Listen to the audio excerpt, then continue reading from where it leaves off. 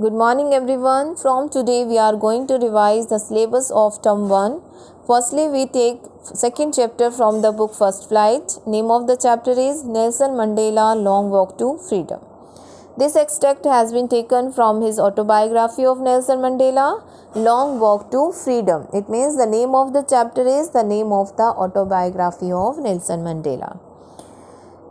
Long Walk to Freedom means it was a long journey to freedom of South Africa कि South Africa के जो लोग थे उन्होंने एक लंबी जर्नी का मतलब लंबा स्ट्रगल किया था, एक लॉन्ग स्ट्रगल किया against apartheid regime to gain freedom. इस चैप्टर में उस दिन को डिस्क्राइब किया गया है जब Nelson Mandela became the first black president of South Africa, और उस दिन को उन्होंने कैसे सेलिब्रेट किया और टेकिंग सेरेमनी जो हुई थी उसका सारा डिस्क्रिप्शन इस चैप्टर में दिया गया है।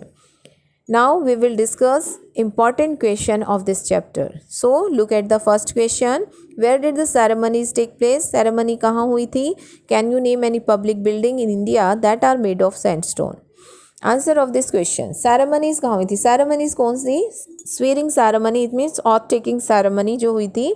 The inaugural took place in the lovely sandstone amphitheatre formed by the union buildings in Pretoria. Pretoria capital of South Africa की, उसकी यूनियन बिल्डिंग्स में एम्फी थिएटर में इस सेरेमनी को किया गया था। एम्फी थिएटर एरिया है around unroofed building. For decades, this had been the seat of white supremacy.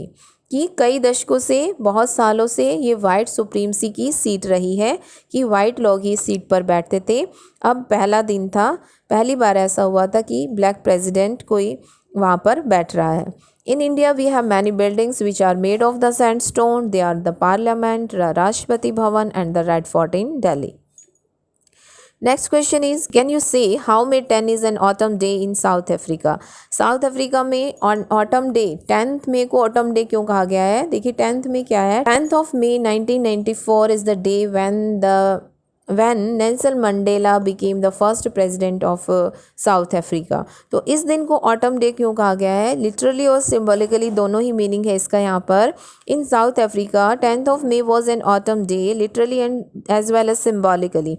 In autumn trees leaves old and rotten leaves and after that new leaves with fresh colors are born. जैसे कि autumn season में trees के पुराने और गले सड़े पत्ते झड़ जाते हैं, गिर जाते हैं और नए पत्ते फ्रेश कलर में वापस आ जाते हैं, बॉर्न हो जाते हैं।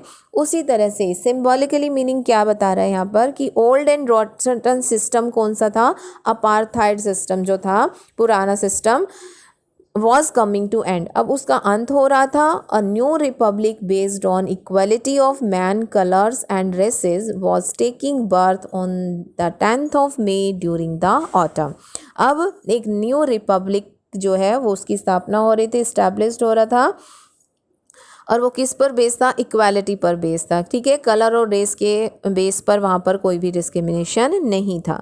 तो इस तरह की रिपब्लिक का या न्यू डेमोक्रेसी का क्या होने जा रहा था? बर्थ होने जा रहा था, इसलिए इस दिन को भी एक ऑटम डे कहा गया है। Next question is, at the beginning of his speech, Mandela mentions an extraordinary human disaster. What does he mean by this and what is the glorious human achievement he speaks of at the end? कि meaning क्या है extra human disaster का और glorious human achievement का? At the beginning of his speech, Mandela calls the apartheid regime based on racial discrimination as an extraordinary human disaster. कि उन्होंने अपनी speech में किसे कहा एक्स्ट्रा ह्यूमन डिसास्टर? जो अपार्थाइड रेजिम था, जो से रेशियल डिस्क्रिमिनेशन पर आधारित था, उसको उन्होंने क्या कहा? Extraordinary human disaster. और people were deprived of justice, peace and human dignity, कि इस सिस्टम में जो अपार्थाइड रेजिम था, जो रेशियल डिस्क्रिमिनेशन पर आधारित था, इस तरह के सिस्टम में लोगों के पास न जस्टिस थी, न पीस था, न ह्यूमन डिग्निटी थी। ठीक है, और अब उन्होंने लास्ट में क्या कहा? ग्लोरियस ह्यूमन अचीवमेंट, कि अब लोगों ने क्या ले लिया है? Now the new Republic ensures social justice, equality and human dignity, कि अब लोगों के पास जस्टिस भी है, इक्वालिटी भी है और ह्यूमन डिग्निटी भी है। ठीक है, तो ये क्या थी? ह्यूमन अचीवमेंट थी, ग्लोरियस ह्यूमन अचीवमेंट जो उन्होंने गेन कर ली थी। Never will South Africa see any exploitation of man by man and racial discrimination, कि अब साउथ अफ्रीका इस तरह का डिस्क्रिमिनेशन कभी दोबारा नहीं देखेगा। Next question is what does Mandela thank the international leaders for. Mandela ने इंटरनेशनल लीडर्स को किस लिए थैंक किया। जब देखिए उनकी ऑथ टेकिंग सेरेमनी थी तो बहुत दूसरे देशों से डिग्नेटरीज़ उनकी जो सेरेमनीज़ में थे उन्होंने पार्टिसिपेशन किया था, तो उन्होंने उन सभी को थैंक्स किया उस पार्टिसिपेशन के लिए। Nelson Mandela thanks the international leaders for sharing a common cause. By participating in the ceremony they have spotted the new republic where there will be no discrimination based on race and colour. इसका meaning क्या था कि उन्होंने इस ceremony में participate करके यह show कर दिया था कि वो क्या है, इस न्यू रिपब्लिक के फेवर में है। जो सिस्टम अब यहाँ पर दोबारा इस्टेब्लिश हो चुका है, डेमोक्रेसी जहाँ पर आ गई है, तो वो सभी उसके स्पॉट में थे। तो यहाँ पर कोई भी डिस्क्रिमिनेशन नहीं होगा रेस और कलर के आधार पर। He thanks the international leaders for sharing a common victory for justice, for peace and for human dignity, कि उन्होंने इंटरनेशनल लीडर्स को थैंक किया उनकी विक्ट्री में शेयर करने के लिए, उनकी विक्ट्री में आप में पार्टिसिपेट करने के लिए, कि उन्होंने जस्टिस, पीस और ह्यूमन डिग्निटी को पा लिया है। इसके लिए उन्होंने सभी इंटरनेशनल लीडर्स को थैंक्स किया। You have to remember one point here when you are answering the question. देखिए जब आपके पास क्वेश्चन प्रेजेंट फॉर्म में है, what does Mandela thank the international day, does क्या शो कर रहा है यहाँ पर, प्रेजेंट टेंस।